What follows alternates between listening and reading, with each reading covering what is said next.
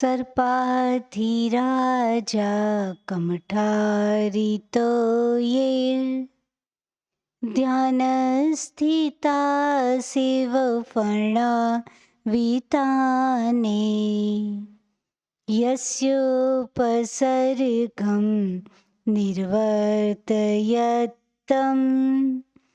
नमामि पार्श्वं महतादरेण नमामि पार्श्वं महतादरेण। जो तुम हो स्वामी तो हम है सेवक, जो तुम हो पालक तो हम है बालक। तुम्हारे दर के है हम पुजारी, नमन नमन हो विराग गुरुवर, नमन नमन हो विराग गुरुवर। जय बोले अनंतानंद सिद्ध परमेष्ठी भगवान की, देवादिदेव श्री 1008 शांतिनाथ भगवान की, परम पूज्य आचार्य भगवंत गणाचार्य गुरुदेव श्री विराग सागर जी महाराज की, परम पूज्य पट्टाचार्य चर्या शिरोमणि श्री विशुद्ध सागर जी महाराज की, द्वादशांग जिनवाणी माता की।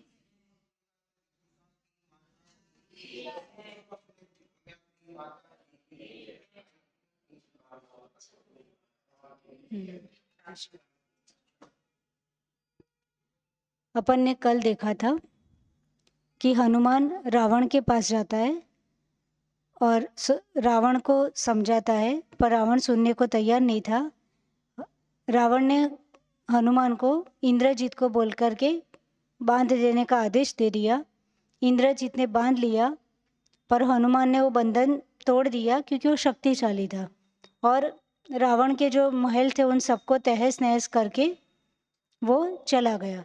राम के पास जाके सीता का चूड़ामणि रत्न देता है, सीता का मैसेज देता है।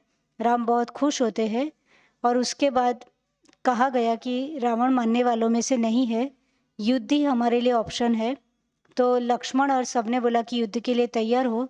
सुग्रीव ने बहुत सारे विद्याधरों को राम के चरणों में उपस्थित किया। सारे विद्याधरों मिलकर पूरी सेना को आकाश मार्ग से कहाँ ले गए? लंका के बाहर जो हंस द्वीप था, हंस द्वीप को जीत करके हंस द्वीप में पूरी सेना और सब कुछ रुक गए। ये बात गुप्तचरों के थ्रू रावण को पता चलती है, और गुप्तचरों के थ्रू रावण को पता चलती है, और रावण तुरंत ही आक्रोश में आ जाता है कि ये लोग यहाँ कैसे आ गए। वो भूमि गोचरी और लवण समुद्र के पातालों में हंस द्वीप में वो कहाँ तक आ गए। तो उसको बहुत आश्चर्य होता है और बहुत गुस्से में आता है, और बोलता है कि युद्ध के लिए अपन भी तैयारी करो, अब उनकी कोई किसी की जान बचने वाली नहीं है। मंत्री सब मिलके रावण को समझाते हैं कि इतना इजी नहीं है, सीता को वापस लौटा देने में ही अपनी समझदारी है। सारे मंत्री समझाते तो सब पे राम आग बबूला हो जाता है, गुस्से में आ जाते कि तुम, रावण गुस्से में आ जाता है कि तुम राम को ही सब कुछ मानते हो, हमको कुछ समझते नहीं हो, मैं सबके ऊपर भारी हूँ और अपन सब उनसे युद्ध करके ही रहेंगे।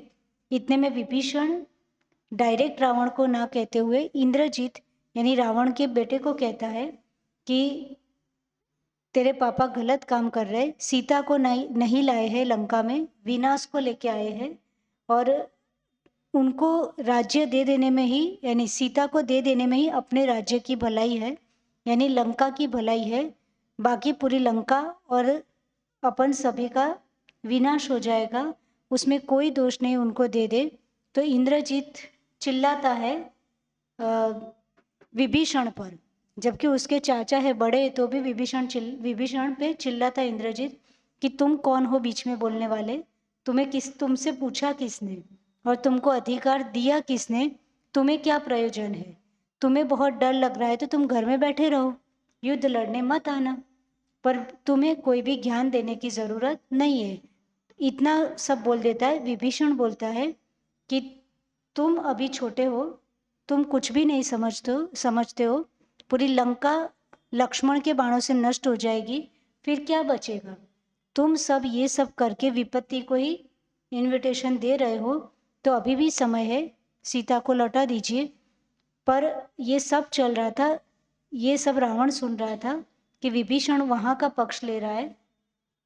तो रावण बहुत जोर से चिल्लाता है विभीषण के ऊपर और बोलता है कि तुम मेरे भाई हो कि किसके? तुम्हारे बॉडी में किसका ब्लड बह रहा है? तुम्हें अपने रक्त का स्मरण नहीं है? ये सब क्या बोल रहे हो? तुम मेरा भाई होके शत्रुओं की भाषा बोल रहे हो। तुम मेरे कुल के होके तुम दूसरों का सपोर्ट कर रहे हो। तुम्हें तो मेरा सपोर्ट करना चाहिए।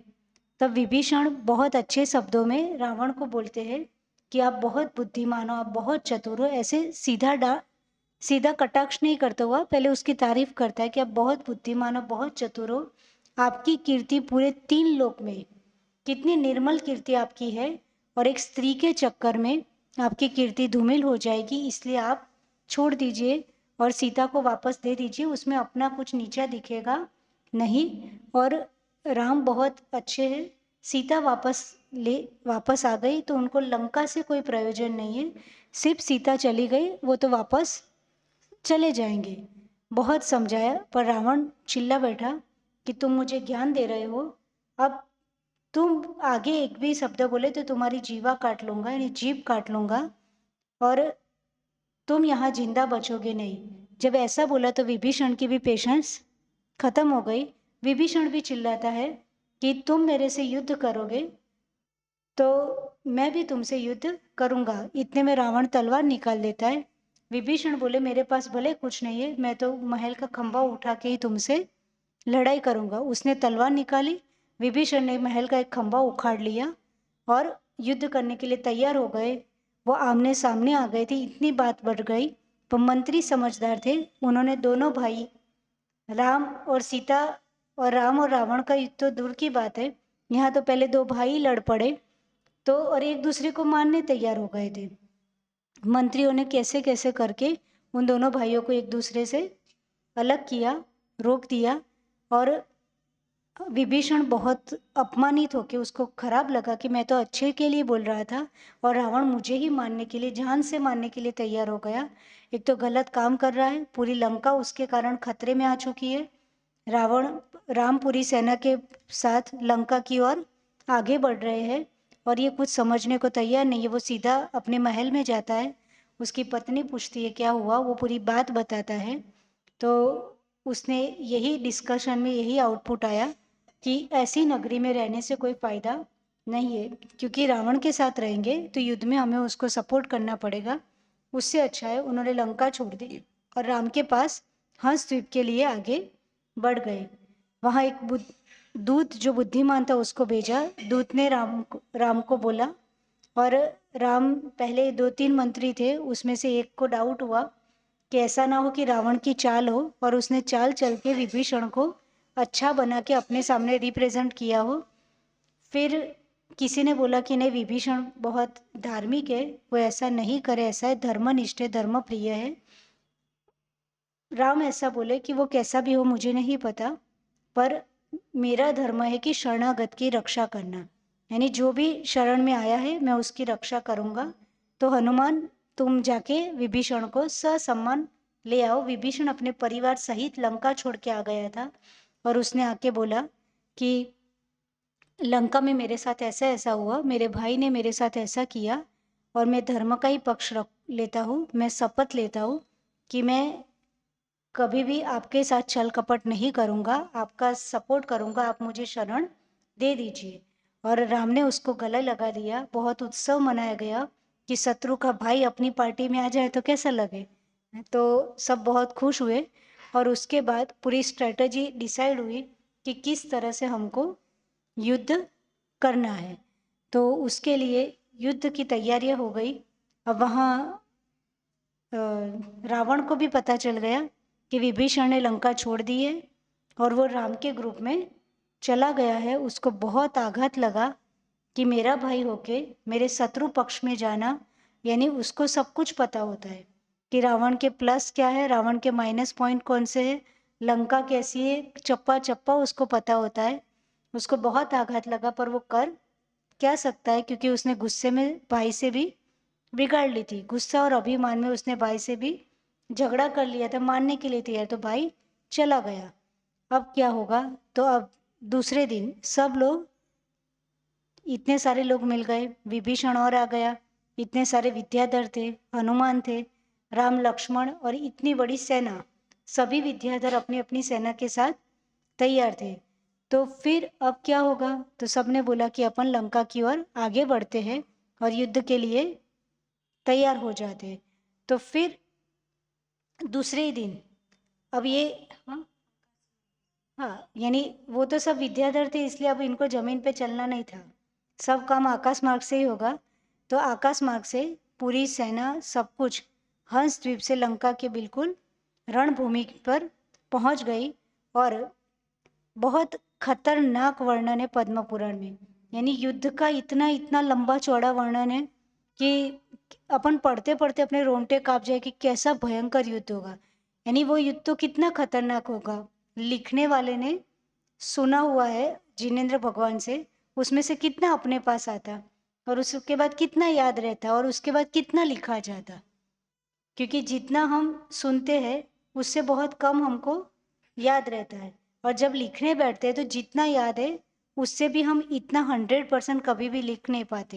यानी पूरे भावों को हम पूरा लिख पाए वो बहुत टफ होता है, तो उसमें से कमी ही आती है। हमको लगता है हमने बहुत अच्छा लिखा, पर जितनी भावों जैसा एग्जैक्ट हुआ था वैसा तो भी इतना खतरनाक वर्णन है, और यहाँ उसका शॉर्ट करा है, राइट, क्योंकि ये स्क्रिप्ट है।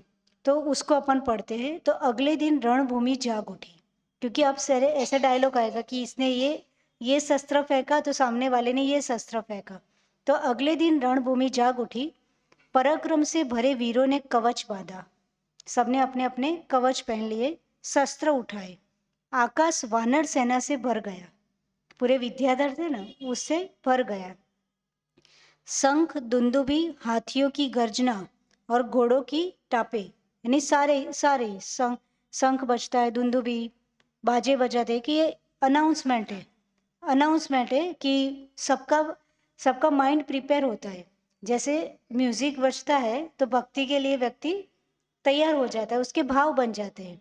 ऐसे ही ये सब प्रकार का म्यूजिक, यानी धुंदुभी बजता है, शंख बजता है, घोड़ों की आवाज, यानी सब में अंदर खून उनका खौलने लगता है, यानी खून गर्म हो जाता है युद्ध के लिए, वैसा माहौल क्रिएट किया जाता है। तो यहाँ पे भी शंख दुंदुभी हाथियों की गर्जना और घोड़ों की टाप, यानी सब कुछ रेडी हो गया, मानो धरा कांप उठी हो। कैलाश को उठाने वाला रावण स्वयं अपने भाइयों के संग रणभूमि में उतरा, यानी रावण भी बहुत शक्तिशाली था जिसने कैलाश पर्वत उठा लिया था। वो तो बाली मुनि महाराज थे तो उन्होंने अंगूठा प्रेस किया तो दब गया, पर ताकत तो थी ना उसके पास। तो उसके दूसरे भाइयों के साथ वो क्या रणभूमि में उतरा। उसकी बुद्धि प्रखर थी, गर्व अपार था, उसको अपने ऊपर प्राउड, अपनी शक्तियों पर, अपनी विद्या के ऊपर, और वो योद्धा में होना ही चाहिए, नहीं तो क्या युद्ध करेगा। अब वो उसने गलत बात का अहंकार पाला था वो अलग बात थी, पर वो अपने आप को प्रिपेयर नहीं करेगा तो युद्ध कभी लड़ नहीं सकता। और प्रताप ऐसा था कि शस्त्रों की ज्वाला से जगत दहक उठा, यानी रावण का प्रताप ऐसा था कि शस्त्रों की वो जो ज्वाला शाइनिंग से पूरा जगत दहक उठा।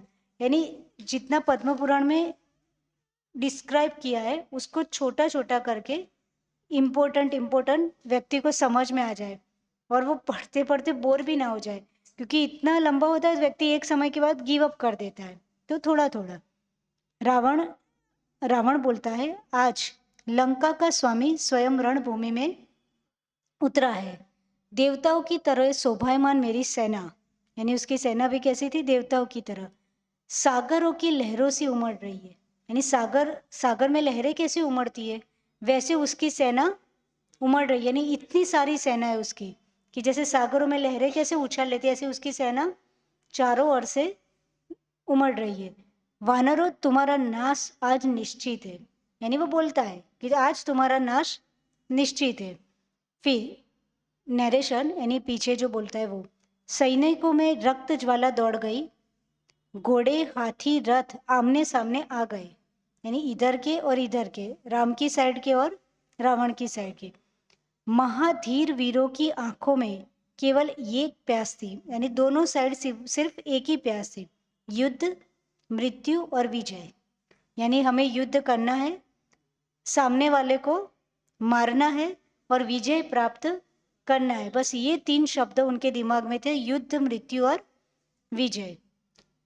एक योद्धा बोलता है, धनुष उठाओ, आज प्राणों की बाजी लगेगी। यानी ऐसा बोलेंगे तब तो उनके अंदर जोश आएगा, तब तो सामने वाले को ऐसा लड़ने के लिए तैयार। कोई वहां जाके थोड़ी शांति से बैठे, यानी वहां तो ऐसा बोलेंगे तभी सामने वाले को गुस्सा आएगा, वो युद्ध करेगा। ऐसा, धनुष उठाओ, आज प्राणों की बाजी लगेगी। दूसरा योद्धा बोलता है, शस्त्रों की वर्षा से आकाश ढक दो। यानी जो हेड होता है वो ऑर्डर करता है कि इतने शस्त्र चलाओ कि पूरा आकाश क्या हो जाए, ढक जाए। इतने सारे शस्त्र चले थे, सोचो। उससे अच्छा मन तो एम लागे बोले सीता जती रही हो तो हनुमान जोड़े। જે થવું હોય અહીંથી અહીં પૂરું. हाँ, आटले बदन लઈને આવ્યો ને. शस्त्रों की पर वो सब नियोग होता है, क्योंकि ऐसे जैसे रावण लेके गया ऐसा ही राम करते तो राम की वैल्यू क्या रही। हम लेके जाएंगे तो आन मान शान से, और युद्ध में तुम्हें हरा के लेके जाएंगे। और सीता इतनी समझदार थी। शस्त्रों की वर्षा से आकाश ढक दो। चक्र, खड़ग, वज्र, मुदगर, परित, ये सब शस्त्रों के नाम है। ये सब शस्त्रों से आकाश अंधकारमय हो उठा। यानी इतने सारे शस्त्र चले कि आकाश अंधकार अंधकार छा गया। सिंह सवार, यानी सिंह के ऊपर सवार, सिंह सवारों से भिड़े। यानी इधर सिंह के ऊपर सवार, इधर जो सिंह सवार थे वो एक दूसरे से भिड़े। हाथी हाथियों से टकराए, रथ रथों से जूझे, और पैदल पैदल से लड़े। यानी चारों सभी प्रकार की सेना थी, पैदल वाली, हाथी वाली, रथ वाली, है ना। 7 प्रकार की सेना होती है, अपन ने पढ़ा था जैन विश्वविज्ञान में। 7 अनेक सेनाएं पड़ी थी, राइट। तो वो सारी सेनाएं, मानो पृथ्वी स्वयं रण का रंगमंच बन गई हो। यानी पूरी पृथ्वी क्या रणभूमि बन गई, इतनी इतनी सेना थी। तीसरा योद्धा बोलता है, मारो पीछे मत हटना। ये डायलॉग बना है, यानी एक नाटक के लिए। बाकी बहुत योद्धा होते हैं, पर अब कैसे नाटक का सीन कैसे हो, तो योद्धा नंबर 1 2 3 दोनों ही साइड से, कोई एक इधर का बोलता है, कोई इधर का बोलता है। मारो पीछे मत हटना। चौथा योद्धा बोलता है गुस्से में, रक्त से ये भूमि लाल हो जाएगी। अब ऐसा बोले यानी सामने वाले को क्या आएगा, जोश आएगा, और युद्ध के लिए कि तू क्या बात करता है, तेरा नंबर आएगा। युद्ध भूमि में अब कोई दया नहीं, केवल प्रतिशोध और केवल आक्रमण, केवल प्रलय। ऐसा बोलते जाते हैं कि अब कोई दया नहीं होगी, प्रतिशोध, आक्रमण और पूरा प्रलय आ जाएगा। युद्ध की ज्वाला भड़क उठी। पहले राक्षसों ने, अब क्या हुआ, पहले राक्षसों ने वानरों को पीछे धकेला। यानी रावण की सेना पर हावी हो गई। तो उस समय राम की सेना क्या हो गई, पीछे धकेल गई। पर नील और अन्य महावीर वानरों ने उन्हें फिर से संभाला। यानी उनमें नल नील वो सब थे ना, राम के ग्रुप में। तो वो राम के ग्रुप वाले नील और बाकी और दूसरे महावीर, यानी बहुत अच्छे योद्धाओं ने फिर से वानरों को संभाला। पहले इन्होंने अटैक किया तो ये लोग थोड़े दब गए, पर अच्छे योद्धाओं ने फिर से वानरों को संभाला। आकाश शस्त्रों से गूंज उठा। इतने शस्त्र चलते थे कि पूरा आकाश गूंज उठता था। राक्षसों की सेना बिखरने लगी। अब इन लोगों ने किया, समझ में आ रहा है धीर, युद्ध समझ में आ रहा है। अब इन लोगों ने किया तो यहाँ राक्षसों की सेना बिखरने लगी कि अब क्या करे, कोई इधर भाग रही, कोई इधर भाग रही। स्वयं रावण क्रोध से दहकता हुआ मानो प्रलय अग्नि बनकर रणभूमि में उतरा। अब उसकी सेना इधर उधर हो गई तो रावण से तो रहा जाता नहीं। वो खुद प्रलय अग्नि बनकर दहकता हुआ, यानी कैसे शब्द लिखे, सीधा रणभूमि में उतरा। मेरी सेना को छूने की हिम्मत। पहले तो वो तो उसकी पत्नी को ले आए, उसका खुद नहीं। राइट। और वो बोलता है मेरी सेना को छूने की हिम्मत, अब मैं स्वयं आगे आ रहा हूँ। देखो, शत्रु सैनिक सूखे पत्तों की तरह उड़ेंगे, यानी उसकी लैंग्वेज ही जबरदस्त जोशीली थी ये, कि योद्धा वाले, कि सारी सेना, अब सामने वाली सेना, राम की सेना सूखे पत्तों की तरह उड़ जाएंगे, अब तो मैं खुद आ रहा हूँ। वानर सेना में भय फैल गया, क्योंकि अब सामने कौन आ गया? रावण। और बोलता भी ऐसा, और उसकी पर्सनालिटी भी ऐसी थी, ताकत भी थी। उसी समय विभीषण प्रकट हुए। अब उस समय सामने विभीषण थे, तब सब डर गए, तब विभीषण सामने आए, यानी रावण रावण इधर, राम की ओर से विभीषण आए। वे भागते वानरों की रक्षा के लिए सामने खड़े हो गए। इधर वानर सब भागने लगे, यानी वो रावण आया तो थोड़ा डर गए, बिखरने लगे, तो विभीषण ने क्या कर दिया? सामने खड़े हो गए। युद्ध भूमि अब भाई भाई की भिड़त देखने जा रही थी, यानी अब क्या होगा युद्ध भूमि में? भाई भाई सामने आ गए। रावण क्रोधित, रावण और विभीषण आमने सामने खड़े हैं, और रावण क्रोधित और उपहास, यानी सामने वाले का हंसी उड़ाते हुए, यानी गुस्सा है ना अंदर, तो अब उसको गुस्सा तो आ रहेगा कि बताओ विभीषण क्या कर रहा है? शांति से घर में बैठता तो ठीक था, पर ये तो वानरों को मैंने थोड़ा ऐसा किया तो वो और मेरे सामने मेरा भाई आ गया। तो उपहास में बोलता है, विभीषण तू मेरा छोटा भाई है, तेरा वध मेरे योग्य नहीं। यानी नीति तो नीतिवान था, रावण जैसी नीति दुनिया में किसी को नहीं आती थी, बहुत नीतिज्ञ था, कब क्या करना उसको समझ थी। तो तू मेरा छोटा भाई, यानी वहां पे भी उसको समझाता है, तेरा वध मेरे योग्य नहीं, हट जा मेरे सामने से, मेरे सामने से हट जा, तेरे चेहरा देखना भी मुझे अपमान लगता है। सीधी बात है कि भाई होके सामने खड़ा है, तो तेरा चेहरा देखना भी मेरे लिए क्या है? अपमान, कि तू मेरा भाई होके सामने खड़ा है, तू हट जा मेरे सामने से। विभीषण बोलता है, रावण यम ने तुझे मेरे सामने भेजा है कोई किसी से कम नहीं था, यम ने तुझे मेरे सामने भेजा है, अब क्यों पीछे हट रहा है? यानी वो तो पीछे ही हट रहा था रावण, कि भाई तेरे को मार के क्या मतलब है, तो तू हट जा। तो उसने बोला कि तू क्यों पीछे हट रहा है? युद्ध करेगा, युद्ध करेगा तो यही करेगा, तेरे आतंक का अंत अब निकट है, यानी युद्ध तुम करोगे और यही करोगे, और तेरे आतंक का अब अंत निकट है, यानी तू जितना आतंक फैला रहा है उसका अब क्या आएगा? अंत आएगा। रावण, अब रावण को गुस्सा, एक तो वो उस पर दया कर रहा है, बोल रहा है भाई चला जा, तू मेरा छोटा भाई है, क्या कर रहा है, तो ये और उसको ज्ञान दे रहा है कि तू क्यों पीछे हट रहा है। तो अब रावण ठहाका मारते हुए अपमान भरे स्वर में, रावण रावण बोलता है, रे नपुंसक। अब उसको क्या आया? गुस्सा, कि बहुत बोल रहा है, रे नपुंसक धिक्कार है तुझ पर पापी, तेरे जैसे तुझको मारने से भी मेरा यश नहीं बढ़ेगा, अब तुझे मार भी दूंगा तो मेरा यश कहाँ बढ़ने वाला है? तू नरक का पात्र है, दीन और पतित, यानी तू क्या है? उसका भाई था ना, तो तू नरक का पात्र है, दीन है इसलिए तो राम के पास गया, और पतित ऐसे, जिसने अपने धर्म को छोड़ दिया वह मेरे लिए भी कुछ नहीं, यानी एक अपेक्षा से भाई भाई का भी धर्म होता है, तो तूने अपने धर्म को ही छोड़ दिया तो वो मेरे लिए भी कुछ भी नहीं। तू भी उसी श्रेणी का है जैसे कोई मूर्ख जिन शासन को छोड़ पर धर्म में गिर जाता है। उसने युद्ध भूमि में भी कितना अच्छा एग्जाम्पल दिया। तू भी, यानी तूने भाई अपने धर्म को छोड़ा, भाई होके भी ऑपोजिट पक्ष में गया, तो तू भी उसी श्रेणी का व्यक्ति है, यानी उसी कैटेगरी का व्यक्ति है कि कोई व्यक्ति को जिन शासन मिला है पर वो जिन शासन छोड़ के क्या करता है? पर धर्म में लग जाता है। वैसा तुमने भी किया, यानी युद्ध भूमि में भी उसने कितनी बड़ी बात बोली। फिर दोनों भाइयों के बीच शब्दबाण बरसने लगे, यानी यहाँ दो थोड़े डायलॉग लिखे, पर कहीं है ये इसको बोलता है, पहले रावण उसको बोलता है हट जा, तू भाई है, तेरे को नहीं मारूंगा, तू मत कर। विभीषण बोलते तू क्यों पीछे हट रहा है, तेरा तो अब अंत निश्चित है। फिर रावण गुस्से में बोलता है कि तेरे को मार के फायदा क्या है, मेरा यश नहीं बढ़ेगा, कि भाई ने भाई को मार दिया उससे मेरा क्या यश बढ़ेगा, इसलिए कोई फायदा नहीं है। तू उसी श्रेणी का व्यक्ति है कि जिसने धर्म को छोड़ दिया। फिर दोनों के बीच में शब्द बाण बरसने लगे। यानी एक कुछ बोलता है, वो कुछ बोलता है।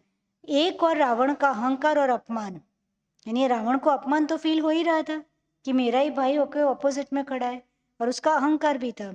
और दूसरी ओर विभीषण की धर्म पर अटल निष्ठा, वो ये नहीं देख रहा था कि मेरा भाई है, उसको तो ये देख रहा था कि सच्चाई क्या है, मैं उसका पक्ष लूंगा। युद्ध भूमि में अब केवल शक्ति का नहीं, आस्था और पतन के टकराव का अखाड़ा बन चुकी थी। युद्ध भूमि में अभी खाली शक्ति की बात नहीं, उसकी आस्था थी विभीषण की, और वो रावण की बुद्धि ऐसी चल रही थी कि उसका पतन, तो अखाड़ा बन चुकी थी। उसकी आस्था थी इसलिए वो धर्म का पक्ष ले रहा था, और उसकी उस समय बुद्धि ठीक ठाक नहीं चल रही थी, तो वो क्या कर रहा था, ऐसी बातें कर रहा था। युद्ध भूमि लहूलुहान थी, पूरी युद्ध भूमि क्या हो गई, लहूलुहान थी। रावण और विभीषण आमने सामने थे, पर अब विभीषण का स्वर केवल भाई का नहीं, धर्म का दूत बन चुका था। यानी विभीषण भाई है सामने, वैसी लैंग्वेज नहीं बोल रहा था, पर धर्म का दूत कैसी लैंग्वेज बोलता है कि ये होता है तो ये होना चाहिए, चाहे भाई गलत कर रहा है तो भी सही बात मैं बोलूंगा, ऐसा विभीषण। रावण इस विषय में अब और क्या कहूं, वो भी उसको समझाता है, क्योंकि वो धार्मिक थे, उसको कोई रावण से कोई शत्रुता नहीं थी, पर वो गलत कर रहा था, वो मान नहीं रहा था, और इसलिए वो धर्म का पक्ष ले रहा था। तो एक एंगल से देखा जाए तो व्यक्ति सही कर रहा था कि ऐसे तो भाई गलत कर रहा है, उसका पक्ष लेता जाएगा, तो वो तो गलत ही कर रहा है, फिर अपन भी गलत व्यक्ति का साथ देना भी क्या है, बड़ी गलती है। तो इसलिए उसने उसका साथ छोड़ दिया। तो उसने बोला कि रावण इस विषय में अब और क्या कहूं, तेरे कल्याण के लिए ही बोल रहा हूं। वहां भी उसको क्या कर रहा है, समझा रहा है कि तेरे अच्छे के लिए ही मैं बात कर रहा हूं।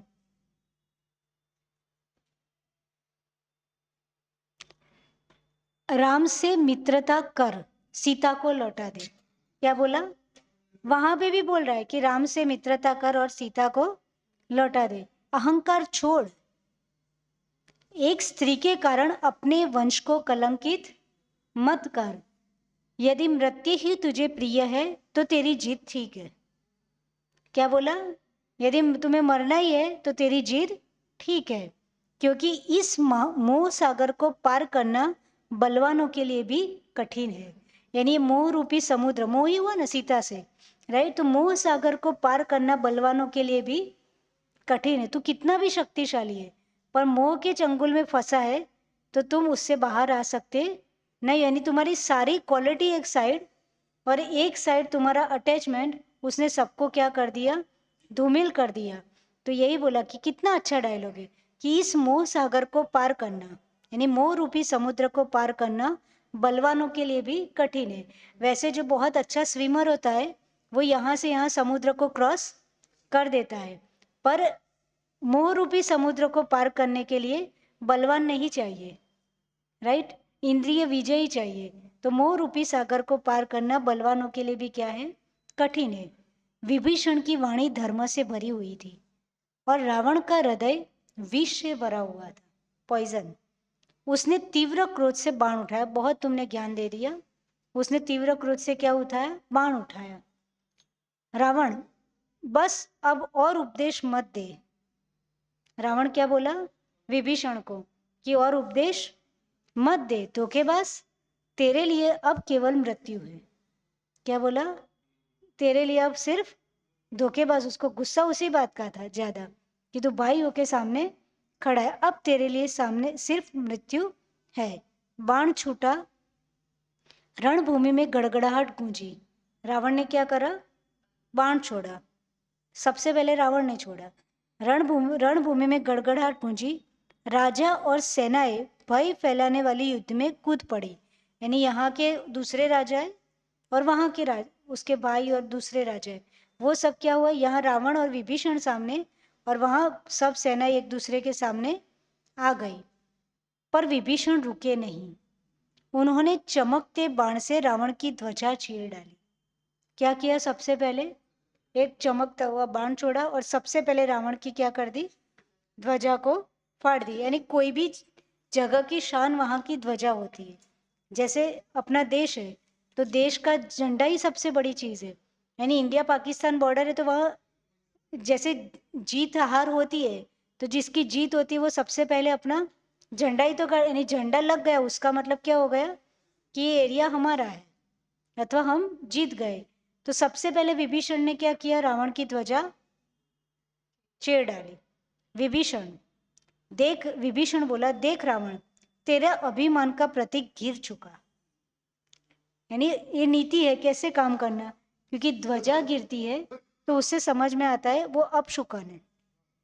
ध्वजा का फट जाना, ध्वजा का गिर जाना, वो हमेशा भाभी क्या है, अपशुकन है।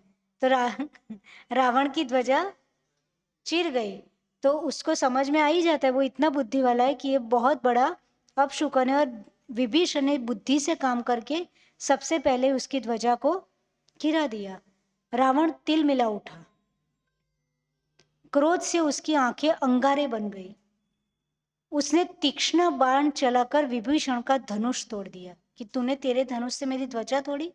तो उसने खतरनाक बाण चलाया और विभूषण का धनुष तोड़ दिया और बोला अब तेरा अंत, अब तेरे पास बचा क्या, मैंने तेरा बाण तो तोड़ दिया, अब तेरा अंत निश्चित है। पर विभीषण प्रतिकार में निपुण थे। उन्होंने तुरंत दूसरा धनुष उठाया और पलटवार में रावण का धनुष भी चकनाचूर कर दिया। आमने सामने चलता रहा। दोनों भाइयों का युद्ध अब महाभयंकर बन चुका था। वीरों की पंक्तियां कट रही थी रक्त नदी की तरह, क्योंकि ये तो दोनों बलवान थे पर सामने वाली सेना तो इतनी शक्तिशाली थोड़ी होती है।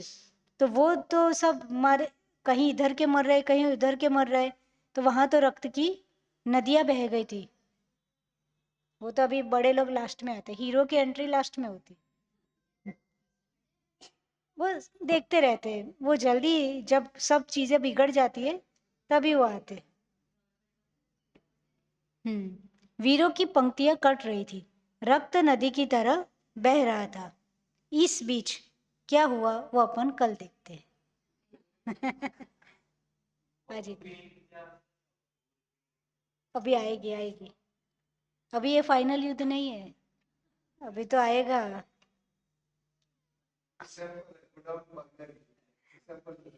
हम्म, अभी तो बहुत कुछ आएगा बीच में। रावण को लगेगा कि अब मेरा क्या होगा क्या होगा, तब तब वो बीच में युद्ध किसी भी स्टॉप किया जाता है, वो विद्या सिद्ध करने चला जाता है। यानी बहुरूपिणी विद्या सिद्ध करता है, वो आगे देखेंगे। यानी वो बहुत, उसमें बहुत कंसंट्रेशन पावर और भगवान की भक्ति उसकी गजब थी। यानी पद्म पुराण में ऐसा लिखा है कि जितनी विद्याएं सिद्ध करने के लिए रावण ने साधना की, उतनी साधना वो मोक्ष मार्ग के लिए करता। यानी करना वही था, ध्यान ही करना था भगवान की भक्ति, पर उसका इंटेंस ये होता था कि मुझे विद्या की प्राप्ति हो जाए, मैं शक्तिशाली बनूं, मैं पावरफुल व्यक्ति बनूं। तो बस उसके लिए यही काम और करता जिनेन्द्र भगवान की भक्ति था। पर इसका सिर्फ विजन वो होता, विजन सिर्फ इतना होता कि मुझे मोक्ष की प्राप्ति हो, तो उसको डेफिनेटली उस भाव से मोक्ष हो जाता है। इतनी उसने तपस्या की है। उस निदान बन तो ना कहेवाय, ये तो હવે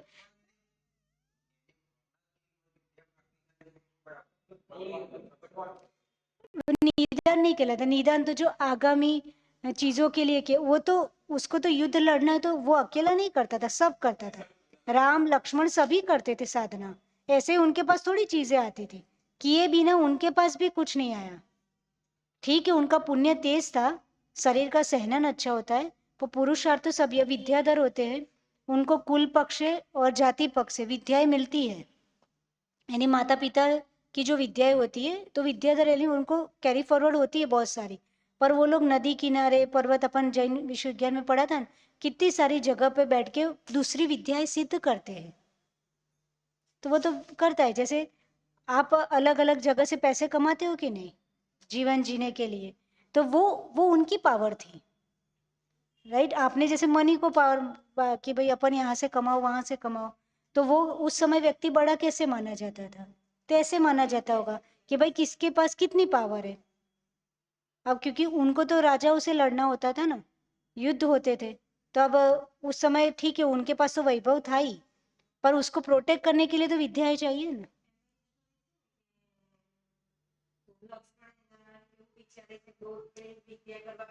એ જી આવશે આવશે, હજી સસ્પેન્સ ખોલવાનું नहीं। तो बहुत रावण में बहुत पर उसका कंसंट्रेशन पावर बहुत जबरदस्त था। यानी हमेशा उसकी नेगेटिविटी नहीं देख, और एक अपेक्षा से देखा जाए तो उसके भाव भले बिगड़े थे पर उसने अपने नियम का कितना स्ट्रांग पालन किया। यानी कितने भी भाव बिगड़े, इतने समय सीता वहां रही पर उसने अपना नियम नहीं तोड़ा, तो वो भी तो बहुत बड़ी बात है। यानी नियम में कितना स्ट्रांग था, चाहे कुछ भी हो गया। उसने युद्ध भी लड़ लिया, भाई युद्ध से मिलेगी वो हाँ बोलेगी, युद्ध से मिलेगी तो अलग बात है, पर बाकी उसने गलत काम नहीं किया। तो बहुत अच्छी क्वालिटी भी उसमें थी चिरवड़े से। हाँ? नहीं ये नहीं है अपने में, शबरी का कुछ नहीं। जावाणी के ज्ञान से सूझे लोकालोक, सोवाणी मस्तक नमो सदा देत हो तो। हे जिनवाणी भारती तो ये जपो दिन रैन, जो तेरी शरण आ गए सो पावे सुख चैन। देव भजु अरिहंत को गुरु सेवा निरग्रन, दया धर्म पालो सदा यही मोक्ष का पंथ।